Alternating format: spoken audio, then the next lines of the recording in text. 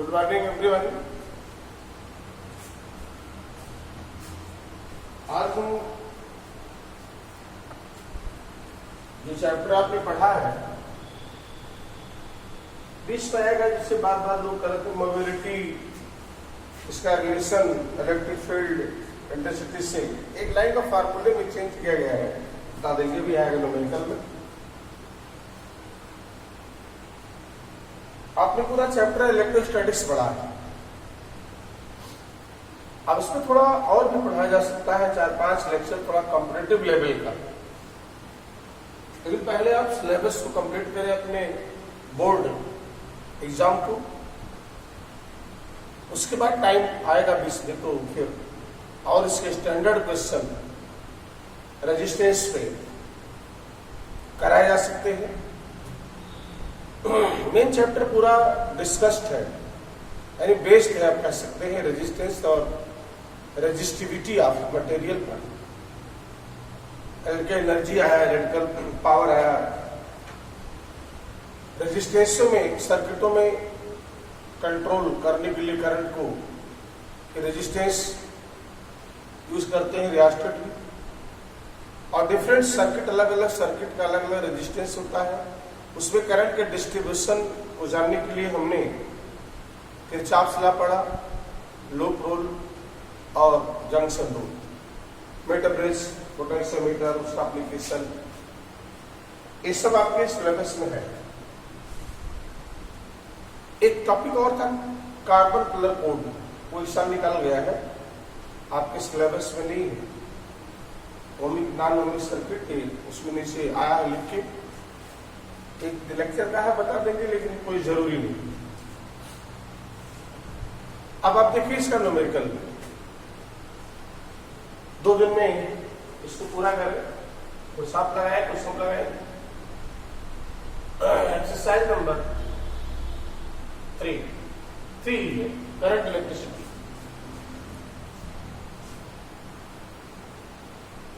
इसमें अगर क्वेश्चन देखो, पहला question, a storage battery of car has EMF 12 volt. EMF को ई से लिखते हैं, 10 वोल्ट का ईएमएफ है। If internal resistance of battery, internal resistance small R से लिखा जाता है 0.4 ohm, what is the maximum current that can be drawn from battery. Battery से मैक्सिमम करंट कितना लिया जा सकता है, ये नहीं कितना बह रहा है। वास्तव में कोई भी बैटरी हो या सेल हो, इसका इलेक्ट्रोड है, आर है, ईएमएफ ई है। अगर आप किसी सर्किट में हम करंट को पास करें तो आपने तो रिलेशन पढ़ा है, equal B plus I R, या V लिखा जाता है I R plus I R, ये लिख सकते हैं। लेकिन अभी R क्या है, ये आउटर रेजिस्टेंस है सर्किट का। अब ये तो रेजिस्टेंस अगर ज्यादा होगा तो करंट ऑटोमेटिक बाहर कम जाएगी। अगर आउटर सर्किट का रेजिस्टेंस बहुत ज्यादा है तो करंट बहुत कम जाएगी। आप चाहते हैं मैक्सिमम करंट कितना ले सकते हैं, तो इस कनेक्टिंग वायर का रेजिस्टेंस होना चाहिए 0। कनेक्टिंग वायर का रेजिस्टेंस अगर 0 है तो बैटरी मैक्सिमम करंट ड्रॉ कर सकती है। इसका मतलब ये हुआ R 0 रख देंगे, ये हो जाएगा आई आर मैक्सिमम के लिए, यानी आई मैक्सिमम अगर इसको लिखो तो E बाई आर सीधे 12/0.4, और ये हो जाएगा 30 एम्पियर। 30 एम्पियर, ये आपका आंसर है। ये पहला क्वेश्चन था। ऐसे ही दूसरा क्वेश्चन देखते हैं, बहुत इजी क्वेश्चन है शुरुआत में। A battery of EMF 10 volt, EMF को ई से लिखते हैं, 10 वोल्ट की ये बैटरी है, और internal resistance 3 ohm. Internal resistance 3 ohm connected to a resistor. If current in the circuit I is 0.5 ohm, what is the resistance of resistor, जिस circuit से जुड़ा हुआ है बाहर उसका रेजिस्टेंस क्या होगा, और what is the terminal potential difference if terminal is closed, terminal potential difference क्या होगा। तो आपको पता है जब हम करंट निकालते हैं, करंट आई होता है total EMF by total resistance, total EMF by total resistance. Total EMF कितना 10, आर कितना निकालना है, आर हमें निकालना है, या ऐसे लिखो, इसको ऐसे लिखो, equal P plus I R, या equals I R plus I R, या आई आर को लिख सकते हो ई माइनस आई आर, तो यहां से आर आ जाएगा E minus I R by I. A कितना है 10, आई है 0.5 और आर है 3 बाई 0.5। ये अभी हो गया 10 माइनस 8.5 बाई 0.5। ये वास्तव में 1.5 बाई 9, 8.5 बाई 0.5 कह सकते हो 17 ओम। इसका जो रेजिस्टेंस है आउटर सर्किट का वो कितना है 17 ओम। और फिर टर्मिनल, अगर पोटेंशियल डिफरेंस निकालना है तो आपको पता है V बराबर आई आर। आई कितना है 0.5, आर कितना है 17, आ जाएगा 8.5 वोल्ट। अगर ईएमएफ 10 वोल्ट है तो उसका टर्मिनल पोटेंशियल डिफरेंस होगा 8.5 वोल्ट। यस, नोट कर लो इसको।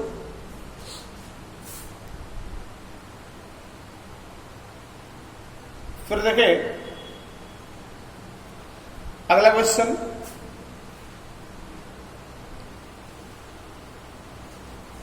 Question number 3। क्वेश्चन नंबर 3,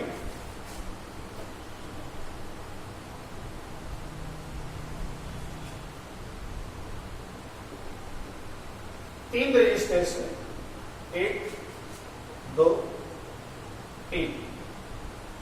ये है 1 ओम, 2 ओम, 3 ओम। ऐसे किसी सप्लाई से ऐसे जुड़ा है, मान लो। पहला पार्ट कह रहा है find out equivalent total resistance of the combination.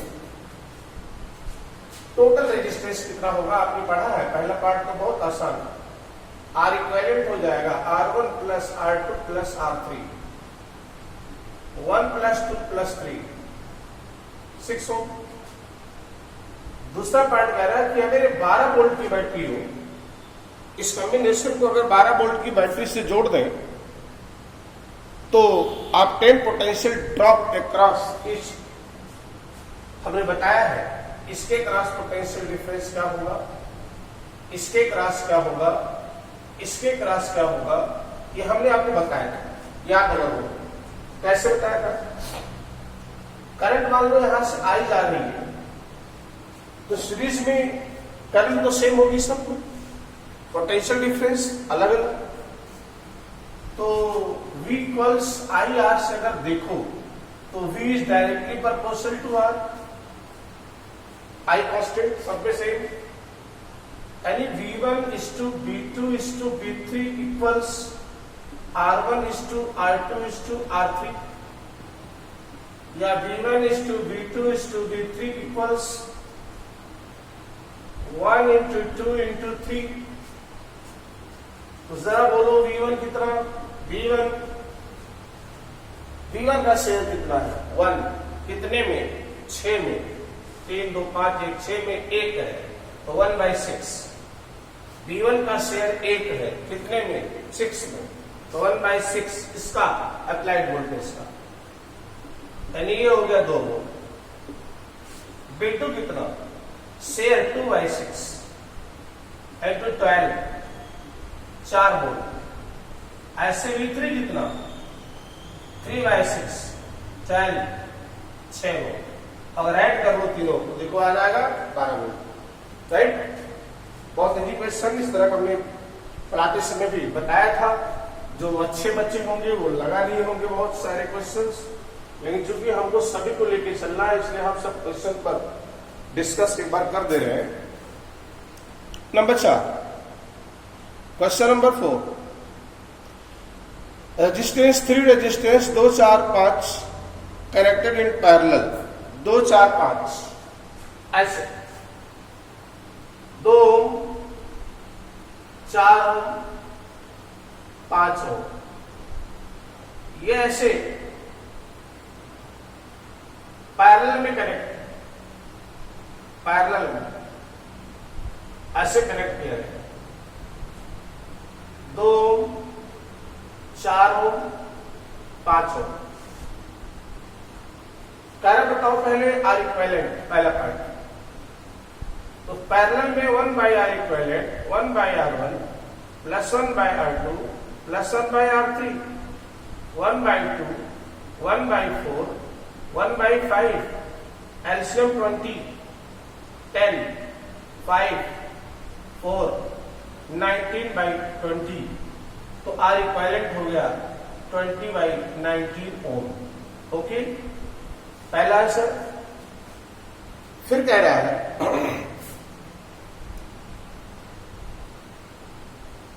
कि अगर if combination is connected by 20 volt negligible resistance determine current in each resistor and total current. अगर ये 12 वोल्ट की बैटरी से जुड़ी हो, 12 वोल्ट नो 20 वोल्ट 20 वोल्ट की बैटरी लगी हो, तो निकालना है करंट इसमें कितनी जाएगी, इसमें कितनी जाएगी, इसमें कितनी जाएगी, और टोटल करंट क्या होगी, आई भी निकालना है कितना ड्रॉ होगा। तो आई तो पहले निकाल सकते हैं, V/R इक्विवेलेंट, टोटल आई बराबर total EMF voltage potential difference by total resistance. तो ये तो पहले आ जाएगा जो लास्ट में पूछ रहा है, 20/19 लिख सकते हैं 19 एम्पियर, 19 एम्पियर टोटल करंट। अभी हम आपको बताया था आई होता है V/R, और पैरेलल में याद करो, पैरेलल में पोटेंशियल डिफरेंस सबको सेम जाता है V, तो I प्रोपोर्शनल हो गया R। तो I1 is to I2 is to I3 1/R1 1/R2 1/R3। ये लिख सकते हो 1/2 is to 1/4 is to 1/5। LCM 20 है, 20 से मल्टीप्लाई कर दो, ये हो जाएगा 10, ये 5, ये 4। तो ये I1 is to I2 is to I3। तो I1 बोलो कितना, I1 का शेयर कितना, तो टोटल सम कितना 19, 10 5 15 4 19, 19 में I1 का शेयर क्या है 10, तो 10/19, 19 में 10 का शेयर कितने का, टोटल करंट का। तो टोटल करंट जा रही है उसका 10/19 इसमें जाएगा, और टोटल जा रही है कितना 19, तो उसमें गई आपकी 10 एम्पियर, पहला पार्ट। दूसरे ब्रांच का शेयर 5/19 कितने का 19 का, कितना गया 5 एम्पियर। और I3 आप देखें इसका शेयर 4/19 इंटू 19, ये हो गया 4 एम्पियर। अगर टोटल ऐड कर लो तो हो जाएगा 19 एम्पियर। इस तरह के भी क्वेश्चन हम आपको बता चुके हैं, कोई इसमें रॉकेट साइंस नहीं है। जो एक अच्छा बच्चा होगा वो बहुत सारे क्वेश्चन को लगा लिया होगा। नेक्स्ट क्वेश्चन देखते हैं। अगर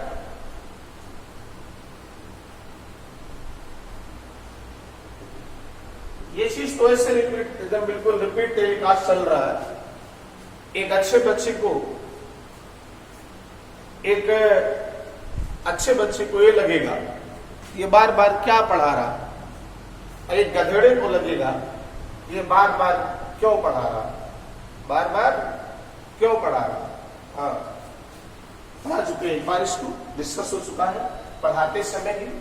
ऐसा चैप्टर को पढ़ाया था मैंने कि अगर आप चाहते तो एक दो सवाल या एक दो क्वेश्चन आपको कराना पड़ता, लेकिन सब लग जाता अगर आपने थोड़ा सा प्रयास किया होता तो फिर आप देखिए 3.5 पांचवा question. At room temperature, at room temperature means T1, मान लेते हैं रूम टेम्परेचर T1 है, resistance of fitting element R1 100 ohm, 100 ohm.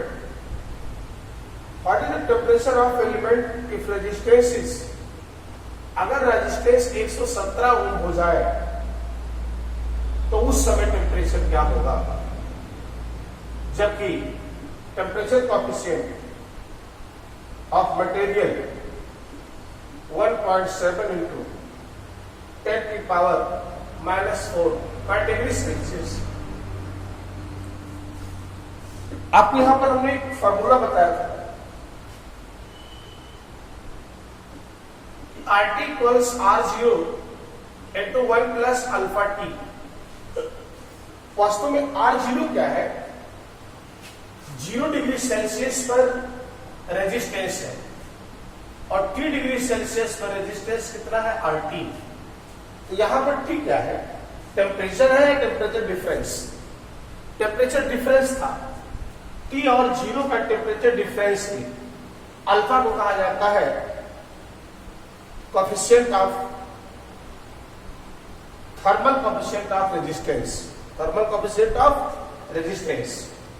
R0 था 0 डिग्री सेल्सियस पर उसका टेम्परेचर, ऐसे भी लिख सकते हैं R इनिशियल, R फाइनल, और T को लिखा जा सकता है T final minus T initial, ऐसे भी लिख सकते हो। इसको ऐसे बना सकते हो, R2 फाइनल हो गया, पहले था R1 1 प्लस अल्फा, पहले टेम्परेचर, बाद में T2 हो गया, पहले क्या था T1। इसको आप ऐसा भी लिख सकते हो। अगर आप देखो इसको ऐसे सॉल्व कर लेंगे, R1 plus R1 alpha T2 minus T1, तो R2 माइनस R1 हो जाएगा R1 alpha T2 minus T1। तो फिर T2 माइनस T1 हो जाएगा R2 minus R1 by R1 alpha. इसी को सॉल्व करें, R2 117 माइनस R1 100 दिया है क्वेश्चन में। 27 डिग्री सेल्सियस पर किसी वायर का रेजिस्टेंस 100 ओम है, तो कितने टेम्परेचर पर 117 ओम होगा, ये निकालना है। आपको पता है टेम्परेचर बढ़ाने पर उसका रेजिस्टेंस बढ़ता है। अच्छा, R के 100, अल्फा 1.7 10 की पावर -4, ये आ गया 17 बाई 1.7 10 की power -2।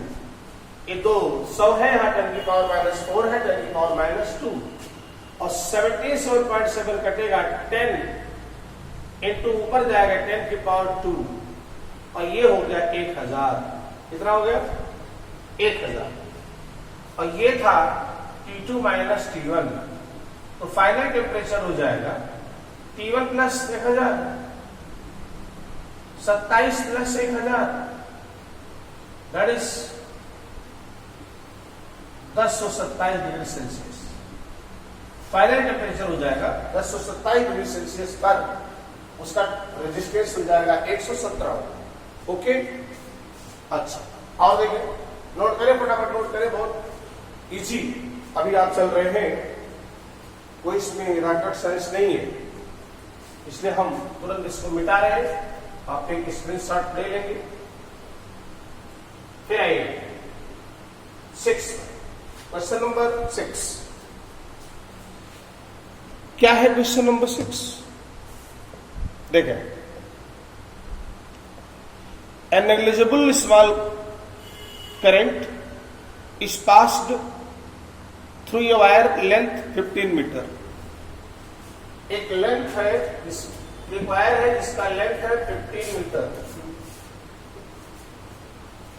Uniform cross section area है 6 × 10⁻⁻7 मीटर स्क्वायर और its resistance is measured to be 5 ohm. इसका रेजिस्टेंस मेजर किया गया 5 ohm. What is the resistivity? What is the resistivity? Direct formula पढ़ा। रेजिस्टिविटी होती है रो इक्वल्स RA/L। होता है R इक्वल्स रो L/L, तो rho equals RA/L। What is R? 5। Area 6 × 10⁻⁻7। L 15। 5 3 3 2 2 × 10⁻⁻7 ohm metre. Resistivity of material of the conductor.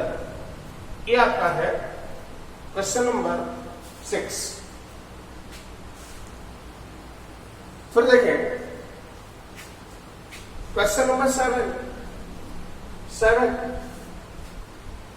A silver wire है resistance R1 2.1 ohm at temperature 27.5 degree Celsius. एक silver का wire है 27.5 degree Celsius पर, उसका resistance 2.1 ओम है और 100 degree centigrade पर T2 100 degree Celsius पर रेजिस्टेंस 2.7 ओम है। Determine temperature coefficient of resistivity of silver. अभी पिछले क्वेश्चन में हमने टेम्परेचर कोएफिशिएंट ऑफ मटेरियल निकाला था। अल्फा निकाल सकते हैं वहां से R2 - R1 R1 × T2 - T1। एक रिलेशन निकाला था अभी इसके पहले वाले क्वेश्चन में, कह सकते हैं क्वेश्चन नंबर 5 में। वहां हमने T2 - T1 निकाला था, तो आया था R2 - R1 R1 अल्फा। अब अल्फा और T2 - T1 को रिप्लेस कर दिया। R2 कितना 2.7, R1 2.1 minus 2.1, R1 2.1, T2 100 minus T1 27.5। ऊपर आ जाएगा 0.6, नीचे 2.1 इंटू 100 में से ये घटाओगे 27, तो कितना आएगा 72.5।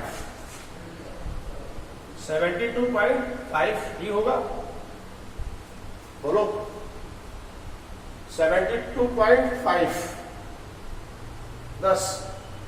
हाँ, ये 2 से काट सकते हैं, 2 3 6 9 3 से 3 2 6 3 7 लिख सकते हो 2/35 7 14 3 17 7 7 49 1 50। अब 2 में डिवाइड कर दो 507 से और आंसर निकाल ले, आएगा ये लगभग 0.0039 पर degree Celsius.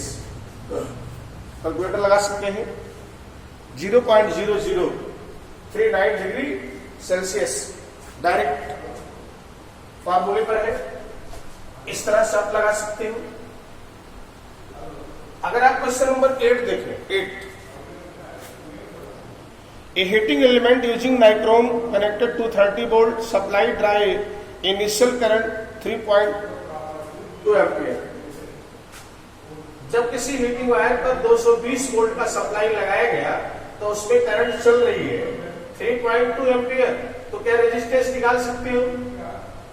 V by I 230 by 3.2, ये निकालने कितना होगा? कुछ second after few second study current becomes 2.8 ampere. थोड़ी देर बाद उसी वोल्टेज पर करंट हो जा रही है 2.8 एम्पियर। एक वायर से 230 वोल्ट की सप्लाई जोड़ा, करंट फ्लो की 3.2 एम्पियर, लेकिन थोड़ी देर बाद देखा गया कि इसी करंट घट करके हो गई 2.8 एम्पियर। 3.2 से डिक्रीज करके 2.8 हो गई। डिक्रीज क्योंकि जब करंट फ्लो किया होगा कुछ देर तक तो वायर हीट हो गया होगा, और वायर हीट होगा तो उसका रेजिस्टेंस बढ़ जाएगा, और रेजिस्टेंस बढ़ जाएगा तो करंट कम हो जाएगी। तो अब रेजिस्टेंस निकाल लो कितनी होगी। I2 कितना हो गया? वही है 230 वोल्ट की सप्लाई, लेकिन करंट हो गया 2.8। तो R1 यहां से निकाल देता हूं आपका कैलकुलेटर यूज करके।